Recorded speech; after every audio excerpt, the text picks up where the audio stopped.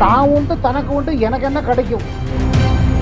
பிரதமர் மோடி திருப்பி திருப்பி திருப்பி அவர் சொல்வது என்ன என்றால், எங்க போனாலும் அதான் எடுத்து சொல்றாரு. வெளிநாடு போனாலும் சரி, இங்க போனாலும் சரி, தேர்தல் பிரச்சாரத்தை சொல்றது என்னன்னா, நம்ம காலி சீட்டெல்லாம் வீணா போகுது, பணம் சம்பாதிக்கிறது கம்மி ஆயிடுச்சு, நீட்டு தான் காரணம்.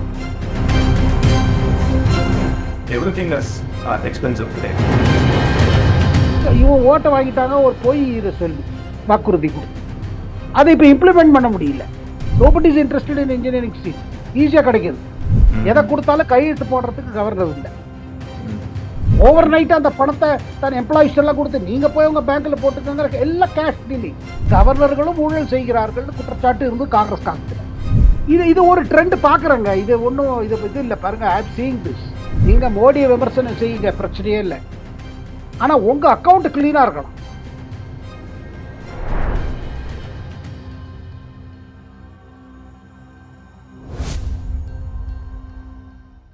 Sir, welcome back to our show. Vanakkam. Vanakkam, Sridhar ji. Vanakkam. Thanks for having me. Yeah, it's a pleasure to have you on our show, sir. Today, I really want to talk about two topics. The first one, again, I wanted to get insights from you or your perspective on these two topics. The first one is about the geopolitical changes that are happening and how well India is insulated. And the second one is specific to the role of governors. We have seen a lot of commentators speak about the politics involved, but I want to step away from the political side of it and see the office of the governor. Does it really help us, right, in the long run and whatnot, right? So I have some questions around those, sir. So going back to my first question, geopolitical changes. In my lifetime, I never thought I would see two wars at the same time, right? There is food inflation, everything is expensive today. Energy costs are rising. Winter is setting in, right? So there are a lot more food-related issues that are going to come up. Two wars, two axes of powers, US and EU, and Russia and China on the other side. India definitely is doing the balancing act. It's on thin ice, but it's doing the balancing act. So what do you think from your perspective, sir? Is India insulated from these changes? Plus, one more point that I would like to add is 2024 India elections, US presidential elections, right? So, எல்லாமே சேர்ந்து ஒரே டைம்ல வர மாதிரி இருக்கு. So, what do you think? இல்ல, கட்டாயமா இது ஒரு டிஃபிகல்ட் பீரியட் தான். இது பாத்தீங்கன்னா டிஃபிகல்ட் பீரியட் தான். பட் இதுவரையில் நீங்க வந்து the crisis that America is facing, the crisis that Europe is facing, and the crisis that China is facing but doesn't ever reveal அது உள்ளுக்குள்ள என்ன நடக்கிறதுன்னு சைனாவை பத்தி யாருக்கும் தெரியாது. அதெல்லாம் பார்க்கும் பொழுது இந்தியா வந்து ஆஃப்டர் கோவிட், இந்த கோவிட் பீரியட்ல வெளில வந்த பீரியட் பார்த்தீங்கன்னா, we somehow seem to be like an island where there is still there is lot of hope. There are more and more people looking towards future. என்ன challenges இருந்தாலும் நம்மளால over come பண்ண முடியும்னு ஒரு கான்ஃபிடன்ஸ் அது இந்தியாவில் வந்துருக்கு. But the second part of your question, அதாவது உலக அளவில் இருக்கிற இந்த பல நிகழ்வுகள் இந்தியா மேல பாதிக்குமா பாதிக்காத கேட்டால கட்டாயமா பாதிக்கும். ஆனா அதை பாதிக்கிற நேரத்துல எந்த மாதிரி ஒரு தலைமை இந்தியாவில் இருக்குது, அதை தாங்க சக்தி இருக்கிறது, அதை எப்படி ஓவர் கம் பண்ண முடியும்? அதுக்கு ஒரு பெரிய காரணம் என்ன ஸ்ரீதர் ஜினா, த வெரி ஃபேக்ட் இந்தியாவுக்கு பொட்டென்ஷியல் இருக்கு, அதோட இந்த சக்தி இருக்கு பாருங்க, அதோட ஃபுல் கெப்பாசிட்டி. அந்த கெப்பாசிட்டி அது என்னைக்குமே முழுமையா அதை உணர்ந்தது கிடையாது. இப்பதான் முதல் முறையாக அது நீங்க பொருளாதார சேஞ்சஸா இருக்கட்டும், குறிப்பிட்டு சொல்ல போனா நம்ம பிரதமர் மோடியோட கொள்கைகள் இருக்கட்டும், ஒரே ஒரு பர்சியூ பண்ற ஒரு பாத்து இருக்கு பாருங்க. அதுல இப்ப எல்லாரும் என்ன யோசிக்கிறாங்க, கட்டாயமா இந்தியாவுக்கு வந்து இந்தியா கிட்ட ஒரு கெப்பாசிட்டி இருக்கு, ஒரு சக்தி இருக்கு, ஒரு தகுதி இருக்குது. அது ஆனா இது எப்படி பாத்தீங்கன்னா, இந்தியா அனுமார் மாதிரி. அனுமார் பத்தி என்ன சொல்லுவாங்க, அவர் மறந்து போயிடுவாராம் தங்கிட்ட இருக்கிற சக்தி. அது 4 பேர் சொல்லணும், உன்னால இது முடியும், உங்ககிட்ட இது சக்தி இருக்கு சொன்னா அவர் வந்துருவாரு. அந்த மாதிரி இந்தியா ஒரு சிச்சுவேஷன்ல பிரதமர் மோடி திருப்பி திருப்பி திருப்பி அவர் சொல்வது என்ன என்றால், எங்க போனாலும் அதான் எடுத்து சொல்றாரு. வெளிநாடு போனாலும் சரி, இங்க போனாலும் சரி, தேர்தல் பிரச்சாரத்தை சொல்றது என்னன்னா, நம்மகிட்ட இருக்கிற கெப்பாசிட்டியை நம்ம உணரவே இல்லை. அண்ட் நம்ம ரொம்ப நாளாகவே நம்மளோட பாலிசியா இருக்கட்டும், கவர்மெண்டோட ஃபங்க்ஷனிங்கா இருக்கட்டும், டிபார்ட்மெண்ட்ஸா இருக்கட்டும், பாலிசியா இருக்கட்டும், எல்லாமே ஒரு தனி சைலோஸ்ல வேலை பண்ணோம், தனி முறையாக வேலை பண்ணோம், யோசிக்கல நம்ம எப்படி எதை கனெக்ட் பண்ணணும்னு. இந்த 9 ஆண்டு காலம் பாருங்க, அவர் விடாம பியூரோக்ரஸியா இருக்கட்டும், கவர்மெண்ட் சிஸ்டமா இருக்கட்டும், அவர் பின்னாடி புஷ் பண்றது என்னன்னா, தனித்தனியா வேலை செய்யாதீங்க. ஒரு ஒரு கவர்மெண்ட்னாலே ஒரு சர்க்காரி ஸ்டைல் சொல்லுவாங்க பத்தியா, தான் உண்டு தனக்கு உண்டு எனக்கு என்ன கிடைக்கும், இந்த தாட்ல இருந்து வெளில வாங்க. எனக்கு என்ன கிடைக்கும்னு யோசிக்காத, உங்களுக்கு என்ன கிடைக்கும்னா நீங்க அது உங்க கேரியர் இருக்கவே இருக்கு, உங்களால அந்த வேலைக்கு என்ன செய்ய முடியும்னு யோசிக்க. இந்த பாசிட்டிவ் இன்ஜெக்ட் பண்றாரு பாருங்க, இந்த பாசிட்டிவ் இன்ஜெக்ஷன் விடாம இன்ஜெக்ட் பண்ணியிருக்காரு. ஏன்னா ஒண்ணு பாருங்க, அவர் தளர்ந்து போக மாட்டாரு, அவருக்கு தெரியும் சிஸ்டத்துல நெகட்டிவிசம் இருக்குன்னு. நம்ம ஒரு சட்டம் சொல்லுவாங்க இல்லையா, த லா ஆஃப் என்ட்ரோபி. நீங்க எது செஞ்சாலும் ஒரு சக்தி கீழே தள்ளும்.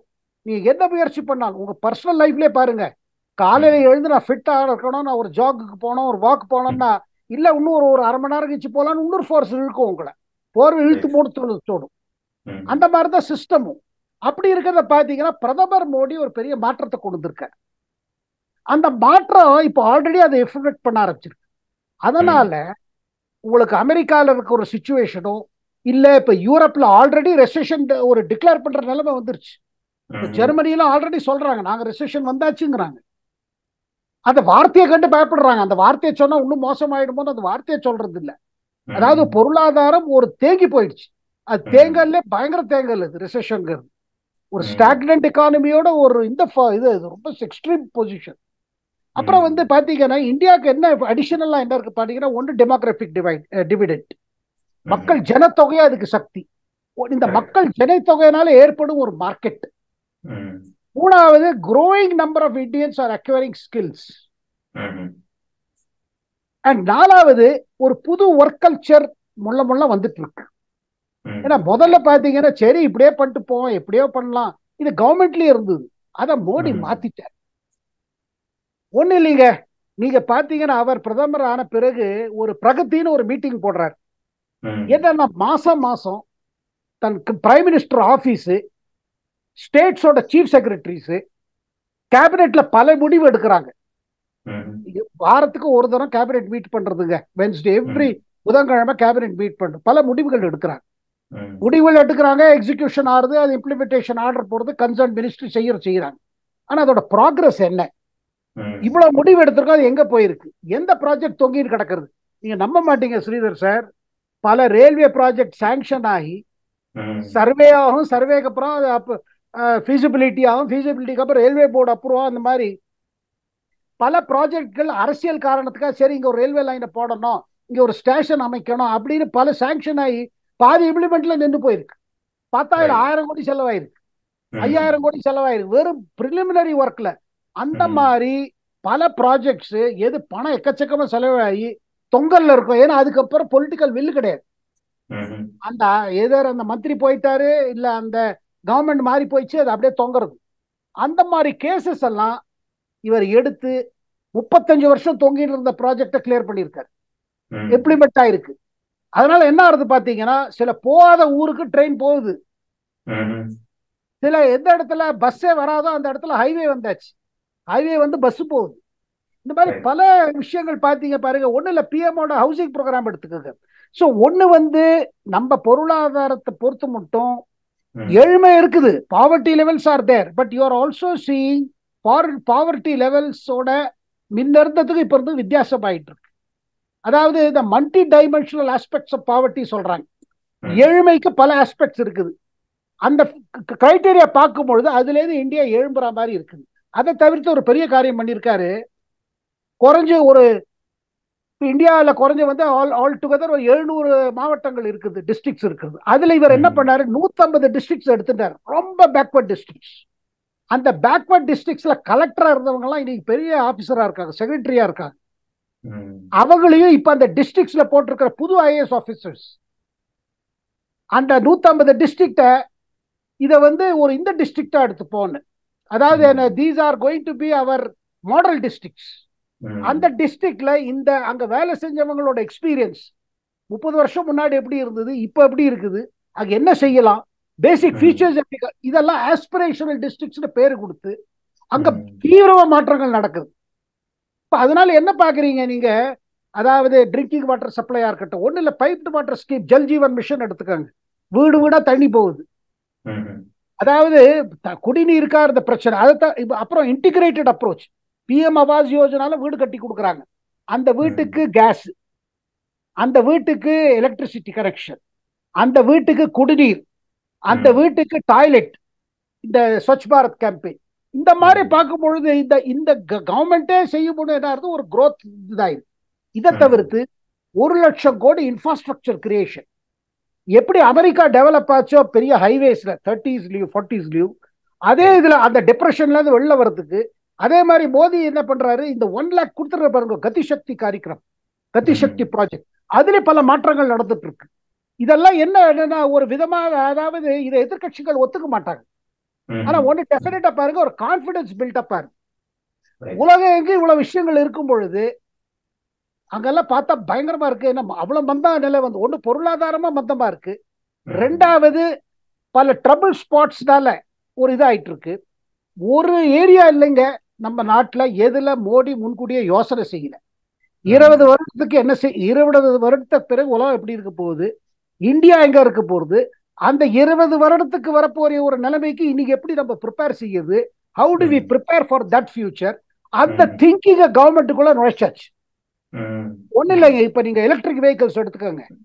எலக்ட்ரிக் வெஹிக்கிள்ஸ் வந்து நீங்க ஒரு 5 வருஷம் முன்னாடி பாருங்க, 10 வருஷம் முன்னாடி பாருங்க, டெஃபினெட்லி இந்தியாவில் there are more EVs, இன்னும் நிறையவே வந்திருக்கும். ஆனா அந்த ப்ராஜெக்ட்டுக்கு என்ன ப்ராப்ளம் ஆச்சு, ஒன்னு the price of the battery, lithium battery, உங்களுக்கு ஹை பவர் பேட்டரிஸ் ஒன்று, ரெண்டாவது சார்ஜிங் ஸ்டேஷன்ஸ். இப்ப சார்ஜிங் ஸ்டேஷன்ஸ் பெட்ரோல் பம்ப் மாதிரியும் உங்களுக்கு கேஸ் ஸ்டேஷன்ஸ் மாதிரி நிறைய சார்ஜிங் ஸ்டேஷன்ஸ் தேவை. அந்த சார்ஜிங் ஸ்டேஷன்ஸ்க்கு இப்ப பாருங்க ஒரு தனி ஸ்கீமே கொண்டு வந்திருக்காங்க, where you can have charging station private public partnership, state governments incentives கொடுக்க சொல்லியிருக்காங்க, so that the more charging stations you have, more electricity vehicles ஓட சேல் ஆகும், இன்க்ரீஸ் ஆகும். ஒன்று. ரெண்டாவது அந்த ஸ்டேட் கவர்மெண்ட் இன்சென்டிவ் கொடுக்குறாங்க. இப்ப பாருங்க பொல்யூஷன் வச்சுட்டு டெல்லியில எல்லாரும் அவதிப்படுறாங்க. ஸோ அல்டிமேட்லி ஒரு இதை பார்த்தீங்கன்னா ஒரு உற்சாகத்தோட வேலை செய்வது, ஒரு கான்பிடன்ஸோட வேலை செய்வது, அது இன்னைக்கு இந்தியாவில் பிறந்து இருக்கு. இதை வந்து நீங்க மறுக்க முடியாது. ஏன்னா அதாவது யார் இதை ஒத்துக்கலையோ அவங்க ஒத்துக்க மாட்டாங்க, இதுல நல்லா நடந்திருக்குது. பட் பாக்குறதுல பாத்தீங்கன்னா ஒரு கான்பிடன்ஸ் வந்திருக்கு. சார் இந்தியா ஒரே ஒரு sorry to interject, I want to refer quickly to 𝗛𝗵𝗶𝗀𝗶. நீங்க பார்த்திருப்பீங்க, where he stated that India is going through an undeclared emergency the last 9 years. நீங்க 9 yearsல நடந்ததெல்லாம் நல்ல விஷயம் தான் சொன்னீங்க, but there is also another group that thinks that India is going through undeclared emergency. அது எப்படி sir, how do you balance that view? இல்ல அவரு முரளி சொல்ற அதே தான் சொல்றாரு, எது ராகுல் காந்தி சொல்றாரோ, எது சீதாராம் யெச்சூரி சொல்றாரோ, எது எதிர்கட்சிகள் அதானே சொல்றாங்க. இப்ப பாருங்க, அது வந்து அவர் ஜேர்னலிஸ்ட் கூட இல்ல 𝗛𝗵𝗶𝗀, அவர் வந்து he has been a chartered accountant, publishing industry, but he is echoing the. அப்புறம் பாருங்க அந்த மீட்டிங் மேடையில யாரெல்லாம் இருந்தாங்க, கனிமொழி இருந்தாங்க, அது டிஎம்கே ஒர்க்கர்ஸ் யூனியன் பிரசிடென்ட், அது ஹிந்து ஒர்க்கர்ஸோட யூனியன் பிரசிடென்ட், அது ஹிந்து யூனியனோட ஃபங்க்ஷன் எல்லாமே அவங்க. அதாவது Hindu has totally identified with DMK, totally identified with left, totally identified with opposition. அப்படி இருந்தும் இந்து எழுதிதான் இந்து கொண்டு பிரச்சனையா இல்லையே. இந்து கடுமையா விமர்சனம் செய்யறது பிரதமர் மோடி கொண்டா இல்ல. இங்க பாருங்க, நீங்க மோடியை விமர்சனம் செய்யுங்க, பிரச்சனையே இல்லை. ஆனா உங்க அக்கௌண்ட் கிளீனா இருக்கணும். நான் வந்து தப்பு தண்டாளம் பண்ணிட்டு நான் மோடி எதிர்த்துனால நான் வரி கட்ட மாட்டேன், தப்பு தாளம் பண்ணுவேன், வெளியில இருந்து பணத்தை வாங்குவேன், சைனாட்ட இருந்து பணம் வாங்குவேன், வேற விதமா வரும், அது கணக்கு காமிக்க மாட்டேன், நான் மாட்டின்ட்டு நான் பத்திரிகை யாரானாலும் நான் பிடிக்க கூடாதுன்னா அது என்ன நியாயம்? ஏன்னா இதை சொல்றவங்க புரிஞ்சுக்க மாட்டேங்கிறாங்க. அந்த 19 மாசம் எமர்ஜென்சில என்ன நடந்தது, to compare it with emergency, it only shows that you have forgotten what that emergency was. அந்த எமர்ஜென்சி என்ன, அதாவது அவ்வளவு லைட்டா நீங்க பேசுறீங்க. இப்ப அன்டிக்ளேர்ட் எமர்ஜென்சி என்ன, அன்டிக்ளேர்ட் எமர்ஜென்சிங்க? இங்க பாருங்க, அரசியல் செய்யறவங்க அரசியல் செய்யட்டும், பத்திரிகை தொழில்காரங்க பத்திரிகை தொழில் செய்யட்டும். அரசியல் செய்யறவங்க பத்திரிகை தொழில் செய்யறாங்க, பத்திரிகை தொழில் செய்யறவங்க அரசியல் செய்யறாங்க. அப்படி பார்க்க போனா இன்னைக்கு தமிழ்நாட்டுல டிஎம்கே அரசை பத்தியோ டிஎம்கே இதை வேலை பத்தி எதை பண்ண அவங்க கேஸ் போட்டுட்டே இருக்காங்க யூடியூப் மேற்காரங்க மேல. அதுக்கு என்ன சொல்றாரு, இந்துக்காரங்க ஒன்றும் சொல்ல மாட்டாங்க. பெங்கால்ல மமதா எத்தனை பேர் உள்ள தள்ளுறாங்க? தனக்கு எதிர்த்து ஏதாவது எழுதிட்டா இல்ல கார்ட்டூன் போட்டா. அதாவது தட்ஸ் அ பொலிட்டிக்கல் ஸ்டேட்மெண்ட். அது அவங்க எதிர்கட்சிகள் சொல்லுவதுதான் இந்த இந்து ஓனர்ஸும் சொல்றாங்க. And I am not surprise, nobody is surprised. இது அது அவங்க அப்படிதான் ஃபீல் பண்றாங்க. ஏன்னா அவங்களுக்கு பாருங்க, ஒண்ணு பிஜேபியோட கொள்கை அளவில் அக்செப்ட் பண்ண முடியல. இப்ப இல்ல, அவங்க எவ்வளவு ட்ரை பண்ணி அவங்க காலம் மூலமாகவும் கவரேஜ் மூலமாகவும் they have always supported, they have been anti BJP. But மக்கள் அதை ஏத்துக்கலையே. இன்னைக்கு இந்து சர்க்குலேஷன் கீழே வருது. Paper has lost ground. மக்கள் அது பாருங்க, தமிழ்நாட்டில் அண்ணாமலையோட பத யாத்திரத்துக்கு அப்புறம் பாருங்க, மக்கள் பாக்குறாங்க. என்றது ஒருத்தர் இதுவரை ஒரு வார்த்தை நீங்க இந்துல பாத்திருக்கீங்களா டிஎம்கே ஊழலை பத்தி? அப்புறம் யாவரா இருந்தாலும் சரி, அவன் மோதியை எதிர்க்கிறான்னா அவன் மகா நல்லவன், அயோக்கியனா இருப்பான். மோதி எதிர்த்தா அவன் மோதி எதிர்த்தனால தானே அவனை பிடிக்கிறாங்க. as if being anti BJP Modi is a virtue that will overcome all other sins. இது ஒரு ட்ரெண்ட் பாக்குறாங்க. இது ஒன்றும் இது இல்லை பாருங்க. I am seeing this. எனக்கு பிரதமர் தெரிஞ்சவரில் எனக்கு மோடி, ஏன்னா எனக்கு நரேந்திர மோடியா அவர் பிஜேபி ஜென் செக்ரட்டரி ஆதரவு எனக்கு தெரியும். Because I use to cover BJP for Hindustan Times. அதனால எனக்கு அவரை புரியும். அவர் பாருங்க, அவர் சொல்வது என்னன்னா, don't do politics by other means. நீங்க உங்க தொழிலை செய்யுங்க, நீங்க இது பண்ணுங்க. But you are using this as it's an extension of politics. அப்போ உங்களை ஒரு பொலிட்டிக்கல் ஒப்பனண்டா தான் பார்ப்பாங்க இல்லையா? நான் என்ன சொல்றேன்னா, எந்த கவர்மெண்ட் எதிர்த்து நீங்க எழுதணும்னா உங்க ஸ்லேட் கிளீனா இருக்கணும். நீங்க you have to be a regular taxpayer, you have to do everything properly. நீ இப்பெல்லாம் என்னங்க பத்திரிகை பேர் சொல்லி எத்தனை கோடியா இது பண்றாங்க. ஃபார் யுவர் இன்ஃபர்மேஷன், அந்த டிமானைசேஷன் பண்ணும்போது publishing houses, major publishing houses, newspaper publishing houses in Delhi overnight அந்த பணத்தை தன் எம்ப்ளாயிஸ் எல்லாம் கொடுத்து நீங்க போய் உங்க பேங்க்ல போட்டுக்கோங்க, எல்லாம் cash dealing.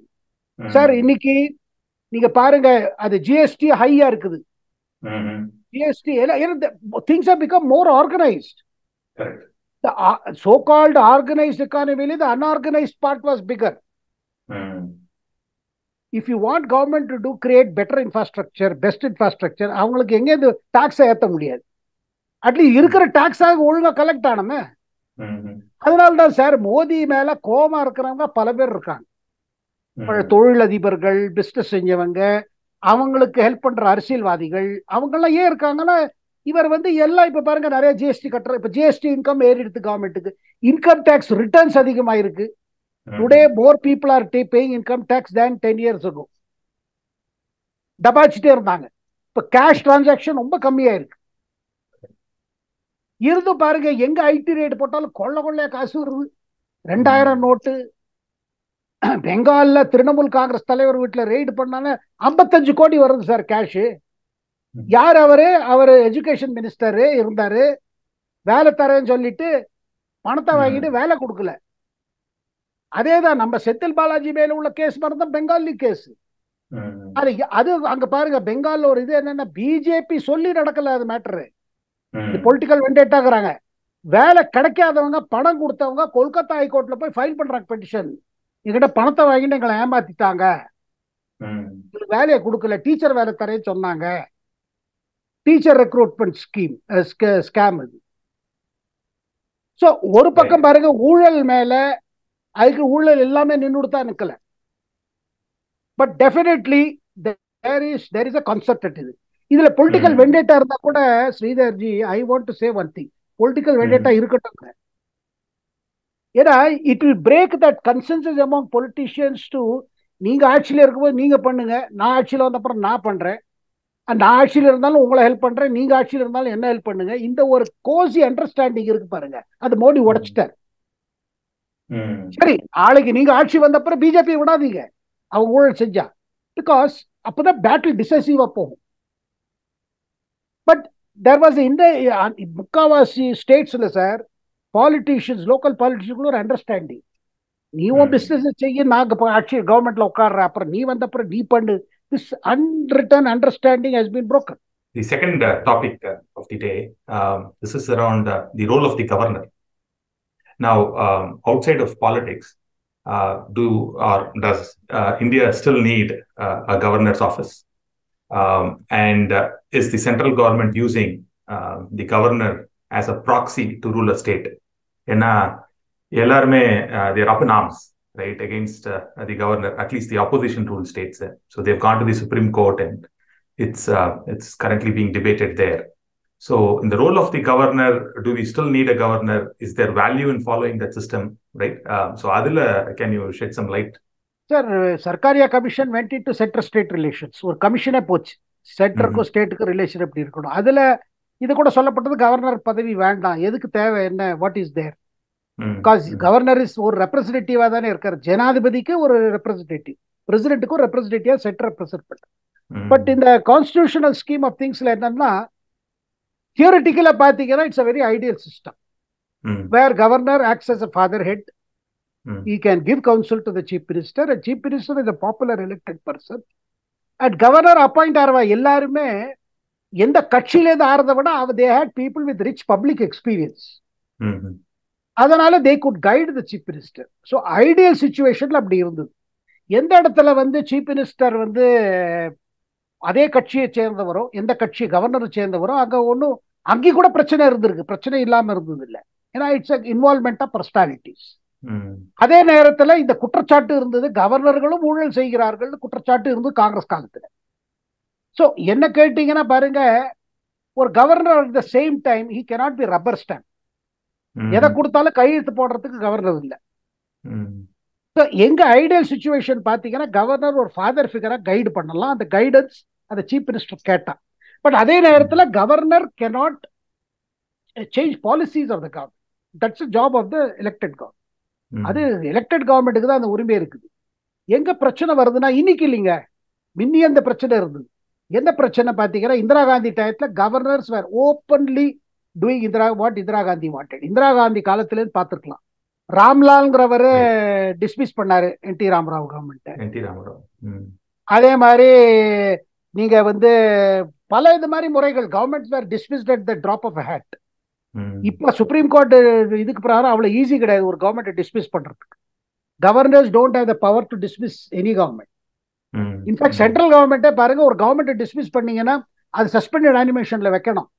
House assembly dissolve பண்ண முடியாது. பிறகு பார்லிமெண்ட்ல அப்ரூவல் வாங்கிடணும், அது பிறகுதான் மேற்கொண்டு முடிவு பண்ணலாம். ஸோ அதனால things have not become easy. They are sex and balance.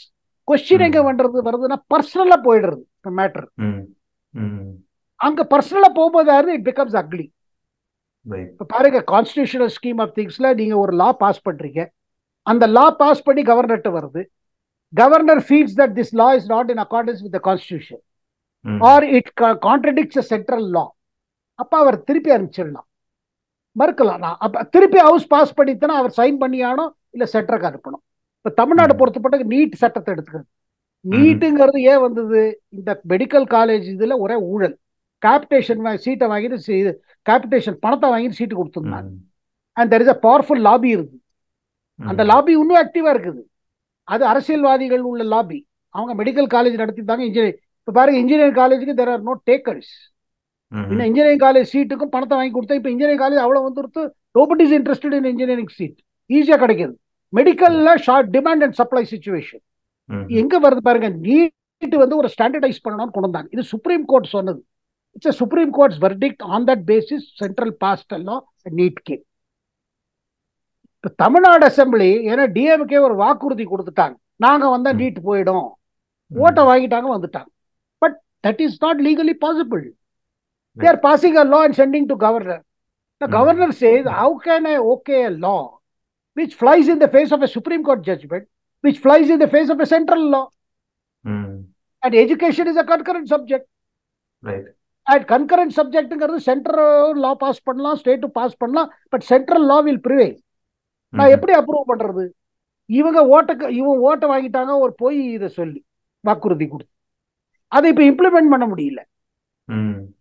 இப்ப ஆச்சு 2.5 வருஷம் ஆச்சு, முடியல. பிகாஸ் அது நீட். அதாவது எடப்பாடி கவர்மெண்ட் இருந்த போதே பிரைம் மினிஸ்டர் மோடிட்ட போய் சொன்னார் எடப்பாடி, என்னன்னா நீ இதை நீட்டை எடுத்துருங்க, நம்ம மக்களுக்கு பிரச்சனையா இருக்கு. ஏன்னா இந்த மெடிக்கல் லாபி ப்ரெஷரைசிங், கேபிடேஷன் இது அப்படி நீங்க சில சீட்டு கொடுத்துதானே ஆனா எக்ஸாம் பிரகாரம். அதுக்கு பிறகுதான் they are selling the seats. Even now they sell. but they have to first give people who have qualified in the NEET. That ranking. Correct. அப்ப பிரைம் மினிஸ்டர் என்ன சொன்னாரு, என்ன பிரச்சனைன்னு கேட்டார். எடப்பாடி சொன்னாரு, ஏழை மக்களுக்கு கோப் பண்ண முடியாது. பிரைம் மினிஸ்டர் கொடுத்த அட்வைஸ் என்ன, why not Tamil Nadu government run coaching classes. அந்த பின்தாங்கிய மக்களுக்கு கோச்சிங் கிளாஸ் வைங்க, சொல்லி கொடுங்க. ஏன்னா அவன் டாக்டரா போறான். நீங்க அவங்களுக்கு எங்க அவங்களுக்கு புஷ் பண்ணுங்க, help them. But they are not interested in any long term solution. நம்ம காலேஜ் சீட்டெல்லாம் வீணா போகுது, பணம் சம்பாதிக்கிறது கம்மி ஆயிடுச்சு, நீட்டு தான் காரணம். And unfortunately, when people, some young girls and boys, some of them because of family pressure, peer pressure, committed suicide or attempted suicide. It's a tragic situation. அதுல அரசியல். And the simple truth is, you cannot overrule NEET. கோர்ட்டுக்கு போனாங்க, 2 தடவை court upheld its NEET position on NEET. NEET தேவைன்னு தானே சொன்னாங்க. So அப்படி இருக்கிற இடத்துல என்ன ஆகுது, கவர்னர் ரோல் என்ன ஆகுது. பட் அதே நேரத்துல governor also should act in balance. இப்ப பாருங்க, பஞ்சாப் பொறுத்த மட்டும் என்னன்னா, அந்த கேஸ் எந்த மேட்டர்ல இந்த சுப்ரீம் கோர்ட் அப்சர்வேஷன் பண்ணாங்க இல்ல, governor should know their role. என்ன மேட்டர் பாருங்க, அசம்பிளி கூப்பிடுற பவர் இருக்கு பாத்தீங்களா, summoning the assembly. The government recommends to governor, governor summons the house. House meet பண்ண. அதுக்கப்புறம் அந்த தொடர் நடக்குது, அந்த but session takes place. Session முடிந்த பிறகு இட்ஸ் அட்ஜார்ன். இன்வேரியபிளி பாத்தீங்கன்னா அது கடைசியா முடிஞ்சிருச்சுன்னா அட்ஜார்ன் சைனே டைன்னுவாங்க. அதாவது ஒரு தேதி வைக்காம அதை அட்ஜார்ன் பண்ணிடுவாங்க. அதுக்கு பிறகு the house can be summoned again if it is not prorogued. Proroguedனா திருப்பி நீங்க பிரசிடென்ட்டோ இல்ல கவர்னர்கிட்ட போயிட்டு வரணும். இவங்க என்ன பண்றாங்க, பஞ்சாப் அசம்பிளியில கவர்னர்கிட்ட போகாம இருக்கிறதுக்கு அதை அப்படியே ஒரு சைனடை பண்ணி வச்சிடுறது. அதுக்கப்புறம் எப்போ வேணுமோ கூப்பிட்டுக்கிறது, பாஸ் பண்ணிக்கிறது. பாஸ் பண்ணிட்டு அந்த பில்லை கொண்டு போறாங்க கவர்னர்கிட்ட, நாங்க பாஸ் பண்ணியாச்சு, இதுக்கு சைடு போடுங்க. கவர்னர் கேட்கற, நீங்க கூப்பிட்ட செஷனே is not in accordance with our constitutional provision. அதுல அவர் மறுத்து இருந்தாரு கவர்னர். அதுக்கு சுப்ரீம் கோர்ட் சொன்னது என்ன, ஒரு அப்சர்வேஷன், நீங்க 2 பேர் உட்காந்து பேசி இது பண்ணலாமே, ஏன் இவ்வளவு பர்சனலா போறது மேட்டர் அப்படின்னு ஒரு ஆலோசனை சொன்னார் சுப்ரீம் கோர்ட். 2வது, இவ்வளவு பர்சனலா போக கூடாது, chief ministers are elected and governors are, they should not assume that role. அதெல்லாம் சரி. பட் பொலிட்டிக்கல் பார்ட்டிஸ் பாருங்க, இந்த கசப்பு அவ்வளவு அதிகமா இருக்கு. Governors get caught in this. இதுல இவா தப்பு அவ ரைட்டு நான் சொல்லல, பட் 2 சைட்லயும் தப்புகள் இருக்குது. பட் ஒரு கவர்னரை இப்ப பாருங்க, அனதர் இந்த யூனிவர்சிட்டிஸ்ல வைஸ் சான்சலர் போடுறோம். அது பாருங்க, வைஸ் சான்சலர் ஒரு ஊழல், அதுல வைஸ் சான்சலர் அப்பாயின்மெண்ட் ஒரு பெரிய கரப்ஷன் ஆயிடுச்சு. நான் கேள்விப்படுறது என்னன்னா, தமிழ்நாட்டில் நீங்க வைஸ் சான்சலர் ஆனா நீங்க பணம் நிறைய வெட்டியாகணும், பண்ண உங்களை வைஸ் சான்சலர் பண்ணுவாங்க to the concerned persons, political persons. இதுல கவர்னர் அதை கையெழுத்து போடலன்னா அவங்களுக்கு கோவம் வருது. ஏன் கவர்னர் கையெழுத்து போட மாட்டேங்கிறாங்க, ஏன்னா இவங்க வாங்குறது வாங்கிட்டாங்க, இப்போ அந்த ஆளுக்கு போட்டதான் ஆகணும். So சில states what they have done, பெங்கால்ல they have abolished the role of the governor. சட்டம் கொண்டு வந்து மாத்திட்டாங்க, governor is no more chancellor. இதுல என்ன தெரியுதுன்னா, இந்த சண்டைக்கு அடிப்படை என்னன்னா, நாங்க இஷ்டப்படி செய்வோம், நாங்க மக்கள் ஓட்டு கொடுத்துட்டாங்க, நாங்க சம்பாதிப்போம், எல்லா விதத்திலையும் சம்பாதிப்போம், கவர்னர் கேட்க கூடாது. Governor should be a rubber stamp. But that is not the provision of the constitution. அவர் ரப்பர் ஸ்டாம்ப்னா அவர் எதுக்கு உட்காந்து வச்சாங்க? அவர் ஒரு பாக்கல பாஸ் பண்ற சட்டமோ எதுவோ ஒரு இது இருக்குல்ல. ஆனா ஒண்ணுங்க சார், எல்லாத்தோட அடிப்படை ஊழல். எங்க பார்த்தாலும் பணம் பண்ணணும், எதுலயும் பணம் பண்ணணும், அந்த நோக்கத்துலதான் எல்லாம் நடந்துட்டு இருக்கு. So yeah, so that's interesting, sir. So we'll wait for the Supreme Court's judgment on this. Hopefully there is some sanity, right, between the political class and the executive class, and hopefully things will fall in place, and governor and the chief minister will provide better governance to people. கட்டாயமா அது பாருங்க, அதான் நான் சொல்றேன், இதுல the chief minister should also realize. அதுக்கப்புறம் பாருங்க, இப்போ இந்த ரன் அப் டு லோக்சபா, இப்ப பாருங்க எலெக்ஷன் மூடு வந்துருச்சு. லோக்சபா 2024 வந்துட்டு இருக்கு. எதிர்கட்சிகள் எல்லாம் இன்னும் எப்படி குழப்பமா இருக்கு. they are not able to find ground. இப்ப பாருங்க, அகிலேஷ் யாதவ் ராகுல் காந்தியை அட்டாக் பண்றாரு. இப்ப நீங்க ஜாதி சென்சஸ் பண்றீங்க, நீங்க ஆட்சியில் இருக்கும்போது ஏன் பண்ணல? பின்னாடி என்ன ப்ராப்ளம்? ராகுல் Gandhi is eyeing the same vote base which is their main base, opposition குள்ளேயே. நீங்க மைனாரிட்டி ஓட்டு எடுத்துக்க பாக்குறீங்க, எங்களோட OBC. ஓபிசி ஓட்டு எடுத்து பாக்குறீங்க. காங்கிரஸ் வளரணும்னு நினைச்சா இந்த சின்ன மத்த மாநில கட்சிகள்லாம் தேஞ்சு போயிடும். They will get diminished. So அங்கே போட்டி வருது. So there will be many issues sir இந்த run up to the Lok Sabha election 2024 where it will cross, as you said, sanity, people's interests. But then the next 6 months we are going to witness some crazy political battles which have no meaning. Yeah, it's going to be a roller coaster ride. So we'll keep talking. Thanks for joining the show, sir. Nandri, vanakkam. Nandri. Thank you.